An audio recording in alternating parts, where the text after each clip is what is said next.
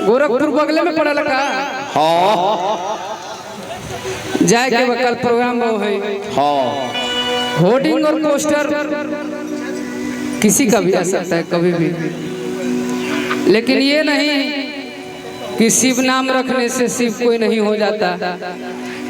महादेव हमेशा महादेव ही रहते हैं। शिव को पाने के लिए पार्वती को कठिन तपस्या भी करना पड़ता है। वाह क्या बात है। छोटा है जरा सी पाने की चाहत में बहुत कुछ छूट जाता है।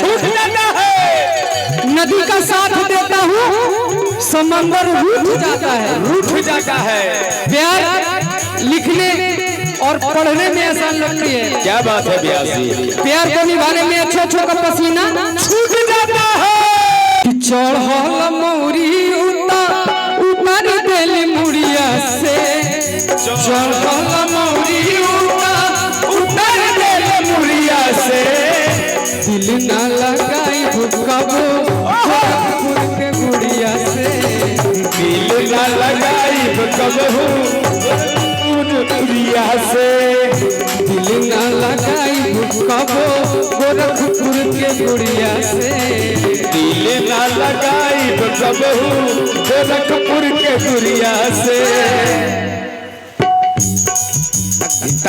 लगे से जहाज पिया मिठ पिया दुरिया से, लगे से जहाज पिया मिठ पिया दुरिया से। दिल न लगाई भूकबो गोरखपुर के गुड़िया से। दिल ना लगाई कबहू गोरखपुर के गुड़िया से। जबल परान रही तो कतना दिन से एगो लड़की के, कतना दिन से एगो लड़की के रही फेरा में हम लगा। सोचले रही आई लव यू कहीं, सोचले रही आई लव यू कहीं। तल ले भागा तल दोसर ले भागा। रंगदारी मिलोल विरासत में टाइम न लागी। रंगदारी मिलल विरासत में लागी भासत में। पूरा जिला जबार रे हो बेरिया हमार रे।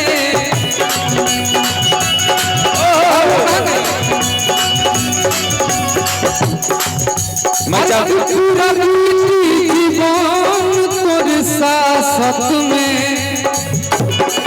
वाह क्या बात है। रंगदारी मिलोल विरासत में टाइम न लागी भासत में। रंगदारी मिलल विरासत में। रंगदारी मिलल विरासत में टाइम न लागी भासत में। मिलल विरासत में टाइम न लागी भासत में।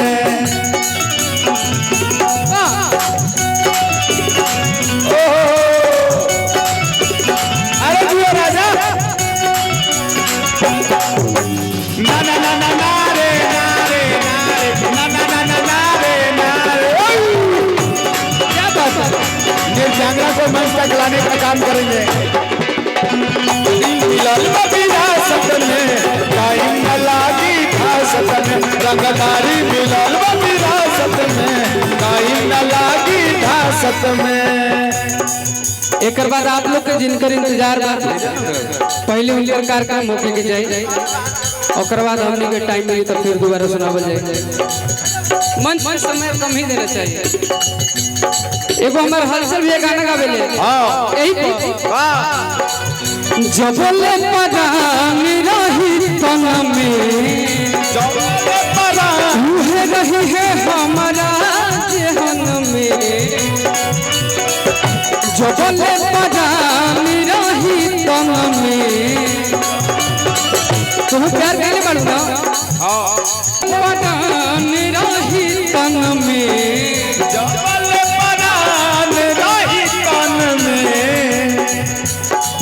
उहे रही है हमारा जहन में, उहे रही हमारा जहान में।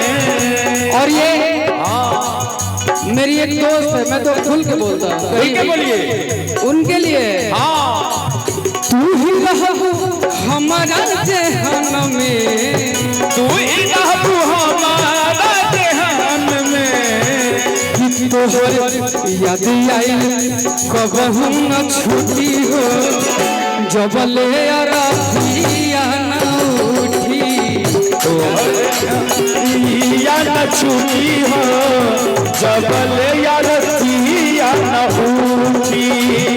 तोहर याद आइल कबहू न छूटी हो, जबले रतिया न उठी। या न छूटी हो, जबले लेकिन आजकल भैया प्यार मोहब्बत करिए, सब कुछ करिए, एक चीज मत करिए काहे कि हमरा साथे बीतल बा। बिल्कुल भैया भैया रुक जाई, आ जेकर नया पलंटी मार लेबा ओकरो खातिर कह दी कुछ। चले धीरज में। हां चले दी। नहीं कह के हम यही कहब। हां पुरनका से थानी मनी अनुभव ला। हां तोहनी कहियो तहार मिकसी हमार मिकसी, दोनों के मिकसी बकाला काला। कि तोहार पीसे गरम मसाला हो, कि हमार पीसे नरम मसाला। इतने पर चले देवराजन भैया, पावरदार कंपनी के होई। प्रियांशु सिंह करके एगो म्यूजिक डायरेक्टर बा, आप लोग जानत हैं। हां पवन भैया के गाना बनावे ले सबसे ज्यादा हमार मित्र बा, ओकर चैनल से हमार गाना आवे वाला एगो।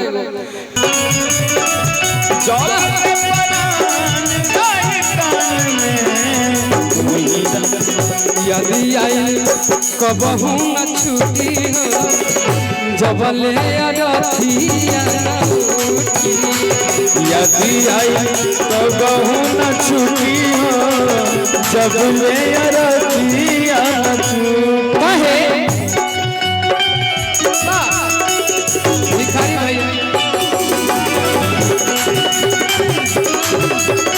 मुस्कुरा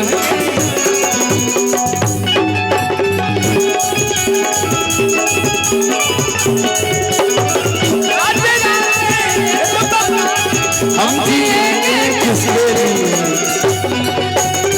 टुकड़े करके मुस्कुरा के चल दिए। दिल के टुकड़े टुकड़े करके मुस्कुरा के चल दिए। क्या बात है? जबल अरथिया नौठी या नकी हो, जबल अरथिया नौठी। कैसे भूलाई नहीं भूलल आसान बा, भूलल आसान बा। मन में हमारी बसल हुए सुगवे में जान बा।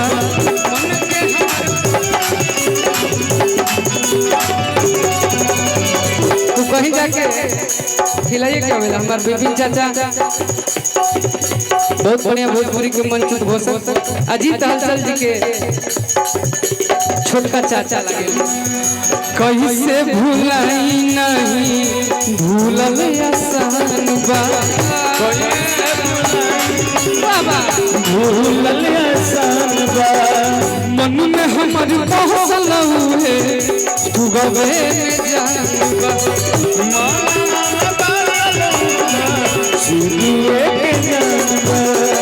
कुछ हो जाए जितना भी दोस्त बा प्यार मोहब्बत होई तो एक चीज जरूर होई, यही कहबा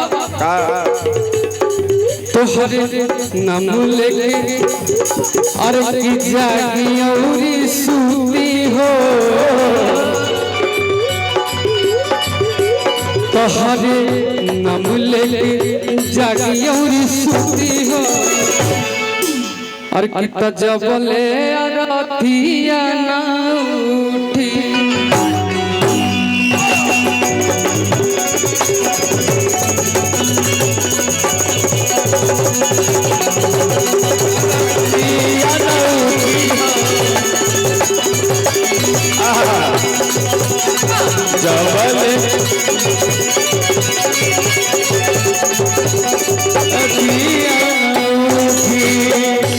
बहुत बहुत